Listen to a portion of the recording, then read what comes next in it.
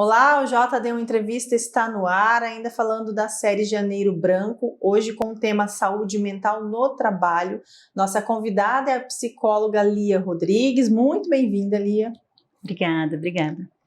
Vamos começar falando um pouquinho sobre as queixas no trabalho, que muitas pessoas falam que geralmente o trabalho é que traz os motivos de depressão, ansiedade, burnout, né, que é o excesso de trabalho, transtorno de pânico. Muitas pessoas reclamam que vem do trabalho, né? Como que essas pessoas têm que agir, como lidar com isso, já que é parte do ser humano, né, o trabalho. Sim.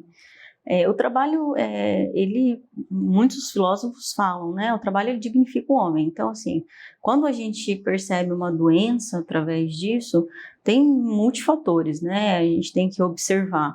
Uma doença, assim, se a gente parar para pensar no burnout, sim, é um excesso de trabalho. Mas as outras doenças, depressão, ansiedade, pânico, outros transtornos, eles não se dão por uma única causa, né? É sempre um fator multifatorial, né? Sempre várias causas, né? Às vezes familiar, às vezes pessoais e em conjunto com o trabalho. Então, assim, quando a gente fala, né, de um adoecimento onde o trabalho ele vem com um peso maior, né? Nosso maior, o que a gente mais pensa sobre isso é se aquilo ali ele está ligado a alguma coisa além do trabalho, né? Então, assim, ok, a pessoa ela está estressada, está aparecendo vários sintomas, várias reincidências ali, faltas e tal. Então, a pessoa ela tem que ter uma autoavaliação se é aquilo que ela busca, se está dentro daquilo que ela consegue. Ótimo, óbvio, né? A gente pensa assim, eu preciso trabalhar, eu preciso do trabalho, mas será que eu não consigo outros variáveis, né? O que eu faço no meu fim de semana? Como que está minha família? Aonde que eu consigo buscar outros meios de autorregulação? Nem sempre no trabalho a gente vai encontrar essa satisfação, né? Não é todo mundo que trabalha com que gosta, que ama e tal, mas mesmo assim precisa trabalhar e ainda assim tem outros fatores que a gente pode tentar uma autorregulação para não chegar num estágio de uma doença, né? Então, assim, eu sempre falo que é uma coisa multifatorial, não é uma coisa só. Entendi, Lia. Eu queria saber também como que a gente não deixa que as cobranças do trabalho interfiram na vida pessoal e vice-versa, né? A vida pessoal também interfira no trabalho. A gente costuma, Caroline, falar um pouquinho dos primeiros sintomas, né, que aparecem, né? Eu vejo muito no consultório as pessoas elas chegam já num estado de tupor, assim, já está no máximo, já está num extremo exausto. Então, assim, quando a gente fala em perceber esses sinais para não deixar isso afetar, né, a gente começa a perceber a insônia, a alimentação em excesso ou a pouca alimentação. Eu costumo dizer que eu verifico primeiro as necessidades básicas, se elas estão sendo atendidas.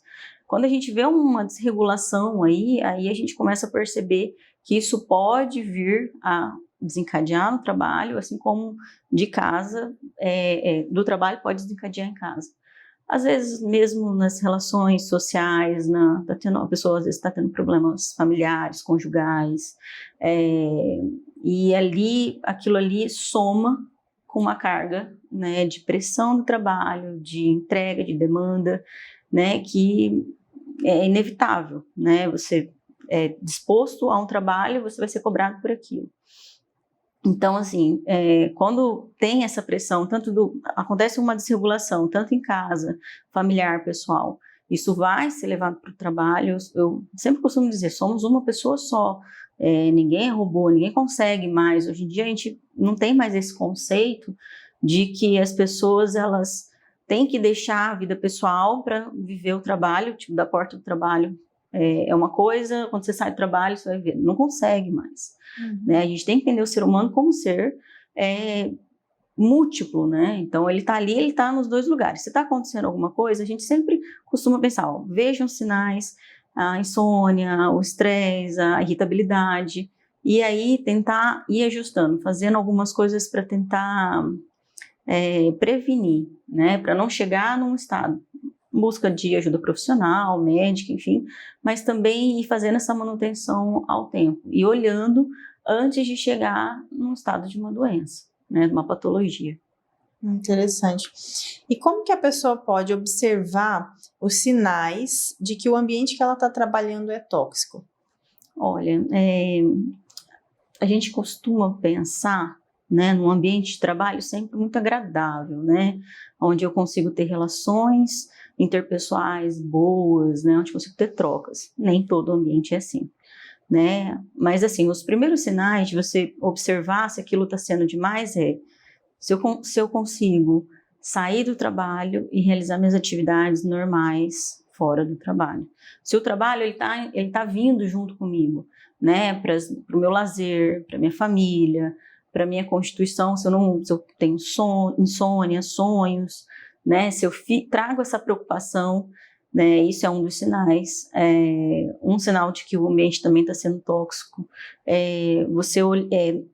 Ao chegar no trabalho, você começar a ter alguns sintomas de não querer ir, não querer entrar, não querer participar de algumas atividades, ou não querer realizar algumas atividades, se sentir cansado, né, extremamente. Então, assim, você vai observando, às vezes não é uma coisa que está acontecendo, né, às vezes um chefe abusivo, ou uma equipe desorientada ali, que fala uma coisa ou outra. Às vezes pode estar acontecendo com você.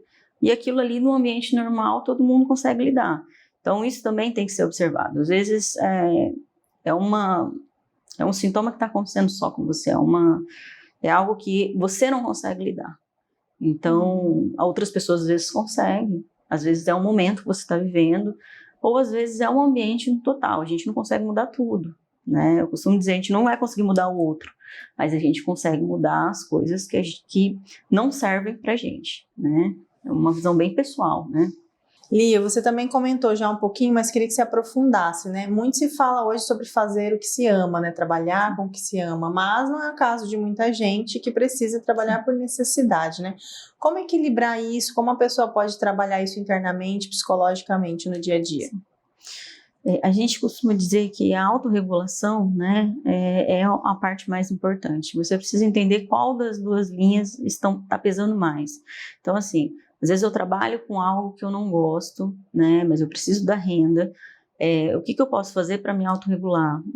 Fazer um exercício físico, fazer um hobby, ter algumas atividades do que eu posso desenvolver para me desligar do trabalho, né, para me satisfazer emocionalmente.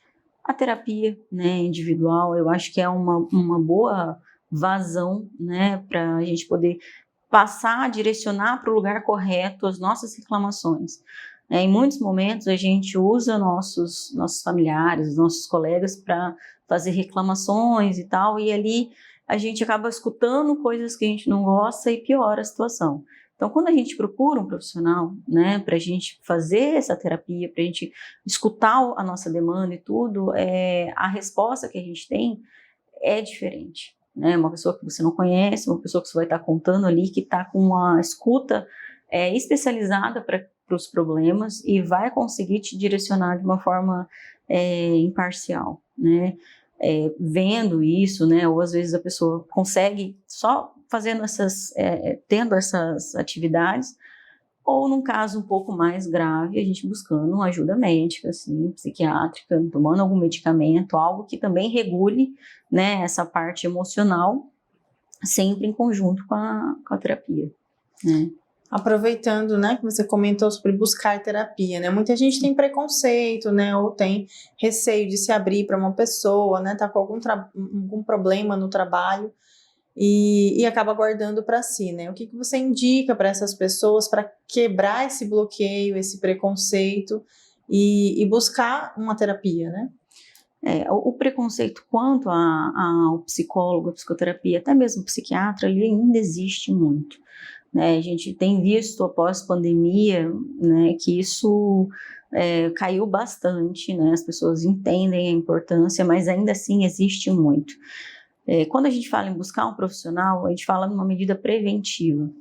A gente não está falando, é óbvio que a maioria das pessoas pensam em buscar um profissional quando você está com um problema, mas nem sempre você precisa estar com um problema para você buscar um profissional. Então, assim, O dia a dia acontece muita coisa, durante a semana acontece muita coisa. Na nossa vida, a gente tem ganhos e perdas, e lidar com todas essas questões é muito complicado, né? Por mais que a pessoa possa ter uma base, uma rede de apoio, amigos e colegas, não é a mesma coisa do que você falar com o profissional. O profissional, ele tem uma escuta qualificada, ele foi treinado para aquilo, ele vai tentar entender o que você está querendo dizer com os seus problemas, quais são as queixas, e vai tentar passar para você de uma maneira muito mais tranquila, suave, dentro daquilo que você aguenta, dentro daquilo que você suporta. E aí você vai entrando, a psicoterapia, ela é muito individual, ela vai, naquilo que você suporta, você vai entendendo e tornando consciente, né, as nossas questões inconscientes do passado, da nossa vida, da nossa estrutura, dos nossos desejos. Então, assim, é muito tranquilo, porém, exige, né, que as pessoas, elas quebrem esse preconceito de achar que o psicólogo, para quem vai psicólogo, é uma pessoa louca, ou é uma pessoa que está descompensada. Nem sempre, né? Você vai para fazer uma manutenção, exatamente para você não ficar assim. É isso, nós falamos sobre saúde no trabalho, né, como parte da série Janeiro Branco. Agradecemos a sua participação, Lia. Fica aberta aí para suas considerações finais. Eu queria deixar, né, para todo mundo, né, que está assistindo, que o Janeiro Branco é o primeiro mês, né, por isso que é o janeiro, né, é o primeiro mês para a gente se pensar nisso, mas que as ações, elas devem ocorrer todos os meses, né. A gente tem alguns outros meses, como Setembro Amarelo, né, e outros meses que a gente faz algumas alusões, mas que a saúde mental, ela tem que ser vista como prioridade todos os dias, não dá para ver só em um mês, né? Então, é isso que eu queria passar para vocês. Tadeu1noticias.com, a notícia no seu celular.